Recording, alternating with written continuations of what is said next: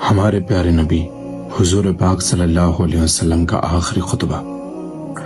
اے لوگو سنو، مجھے نہیں لگتا کہ میں اگلے سال تمہارے درمیان موجود رہوں گا۔ میری باتوں کو بہت غور سے سنو اور ان کو ان لوگوں تک پہنچاؤ جو یہاں نہیں پہنچ سکے۔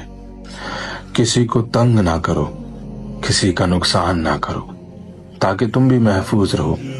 یاد رکھو تمہیں اللہ سے ملنا ہے اور اللہ تعالیٰ تم سے تمہارے اعمال کے بارے میں سوال کرے گا۔ اللہ نے سود کو ختم کر دیا ہے، اس لیے آج سے سارا سود ختم کر دو۔ تم عورتوں پر حق رکھتے ہو اور وہ بھی تم پر حق رکھتی ہیں۔ جب وہ اپنے حقوق پورا کر رہی ہیں تو تم بھی ان کی ساری ذمہ داریاں پوری کرو۔ عورتوں کے بارے میں نرمی کا رویہ اختیار کرو، کیونکہ وہ تمہاری شریک حیات اور بے لوث خدمت گزار ہیں۔ ابھی زنا کے قریب مت جانا۔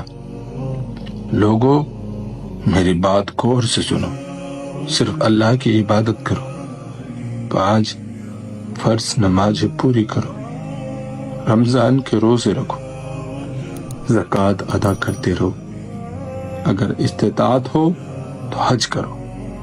ہر مسلمان دوسرے مسلمان کا بھائی ہے۔ تم سب اللہ کی نظر میں برابر ہو، برتری صرف تقوی کی وجہ سے ہے۔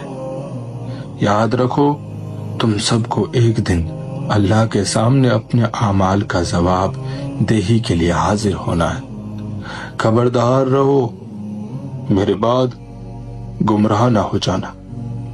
میں تمہارے لیے 2 چیزیں چھوڑ کر جا رہا ہوں، قرآن اور میری سنت۔ اگر تم نے ان کی پیروی یعنی ان پر عمل کیا تو کبھی گمراہ نہیں ہوگے۔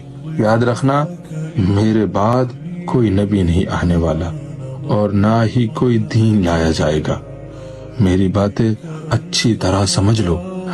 سنو تم لوگ جو موجود ہو، اس بات کو اگلے لوگوں تک پہنچانا اور وہ اس بات کو اگلے لوگوں تک پہنچائیں، اور یہ ممکن ہے کہ بعد والے میری بات کو پہلے والوں سے زیادہ بہتر سمجھ کر عمل کر سکیں۔